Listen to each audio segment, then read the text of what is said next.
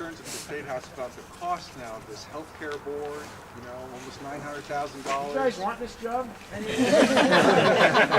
it's tough out there, 20 hours a day. You should try this one.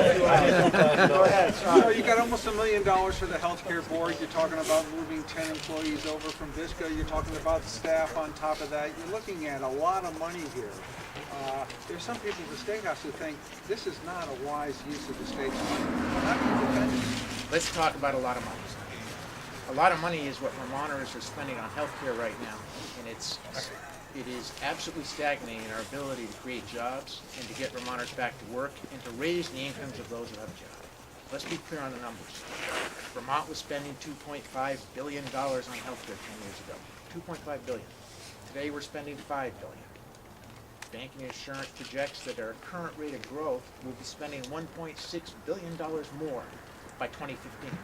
That is the biggest tax increase that you could heap on Vermonters, small businesses, and working families, probably in the history of the state. So here's my answer. We're going to have to spend a little teeny fraction of that money to be the first state in the country that does three things. Treats healthcare as a right and not a privilege, ensures that healthcare follows the individual, is not required by the employer. That's a huge job creator if we can do that. And third, it contains costs. That's where healthcare has missed on every level, federal and state. If we can be the state that designs the healthcare cost containment system, which is really the tough part here, we all win. That's what we've got to do. If we have to invest $1 million, 1.6 billion out of $5 billion or 6.7 billion to get that done, we're on the right track. Do you have any problem with a part-time person getting $107,000 in salary? Well, you know, the bill has got to wind way through the legislature, but all I can tell you is we're going to have to have 5 of the most qualified people that we can find doing something that nobody has done yet. Nobody. Bill Clinton's missed on this one. Hillary Clinton's missed on this one. The President Obama's missed on this one. Howard Dean missed on this one. They've all done great work on healthcare. No one has figured out cost containment.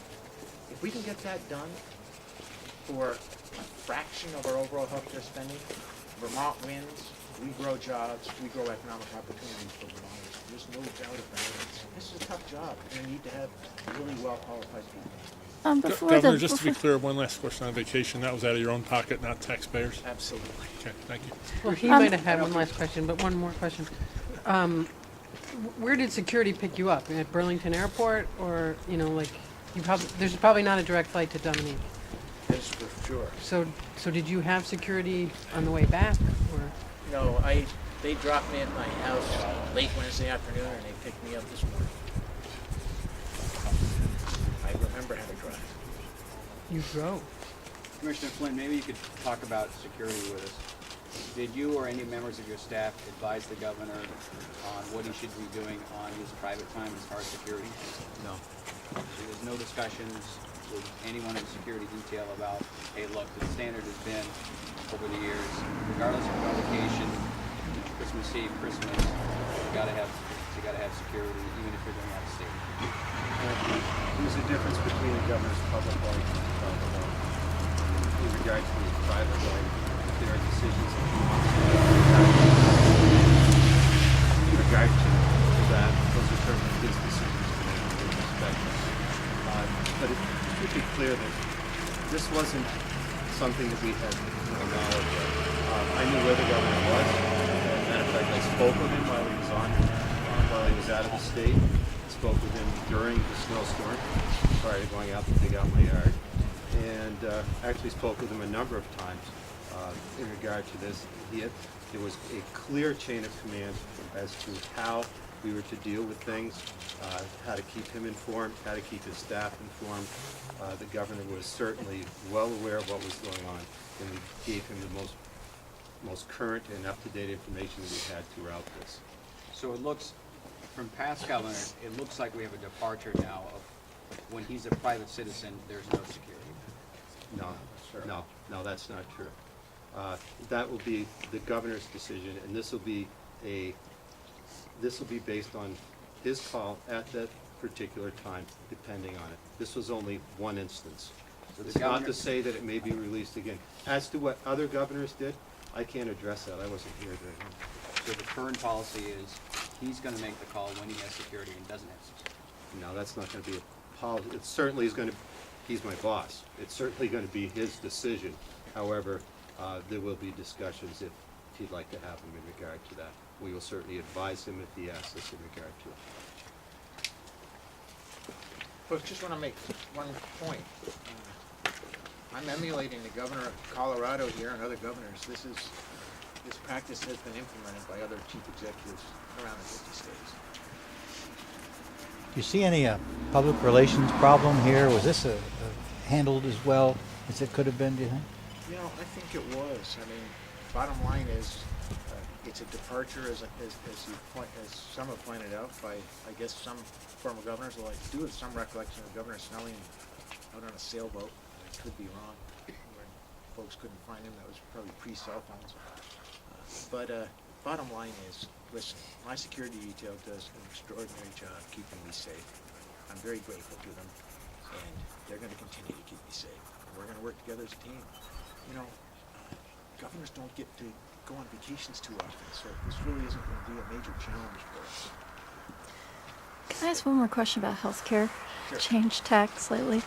A couple of weeks ago, Steve Klein gave a presentation in front of the House Healthcare Committee, and he said that costs would continue to rise even under a single payer system, and they might outstrip revenues, even though, you know, it would be lower in his view than the commercial system we have now. And I wondered if you could talk about long-term cost containment. Sure. Well, Steve is absolutely right. If you look at the current rate of growth, no system can support current expenditures, period. That's why Vermont's working so hard to be the only state in the country that I know of that might get this one right. What Steve is saying is, listen, whether you use publicly financed or whether you use privately financed, the current system without cost containment is going to cost more than the public system could support, and probably the private one too. So he's confirming exactly what we know, that if we don't get costs under control, we're going to probably bankrupt much of our system. We're going to continue to make it tough to grow jobs in Vermont, and it's going to be a real drag on taxpayers who have to pay premiums, buying more and more insurance for less and less money. Steve just confirms the need for reform. Right, but doesn't it in the end also mean that some rationing has to happen? No, rationing does not have to happen. That is folklore. What has to happen is we got to go where we're wasting money and other countries don't. Let's not forget, every other country in the world is doing better than we are when it comes to healthcare spending versus healthcare outcomes. That's big. A little bell should go off in our heads on that. So what are they doing right? They don't spend 8 to 9 cents chasing money around. They don't have a fee-for-service system where you get rewarded for doing a lot of service as opposed to keeping folks healthy. And they're doing a better job, frankly, in many places of containing costs by having access to records, having access to procedures. So those are the 3 big areas where we can save a ton of money. And you don't have to ration care.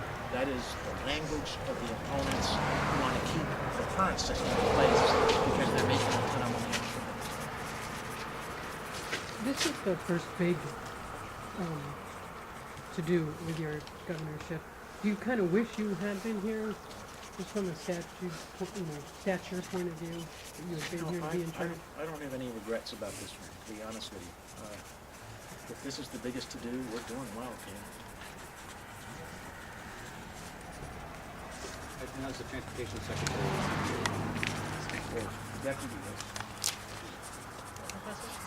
Where's Brian. Brian? I got a question for you. Did you do any fishing? Hey, I think it's a great fish. Now that's the question they should ask. Yeah. I don't care what Yeah. motel you stayed at. It doesn't matter to me. Hey, thanks for joining us, team.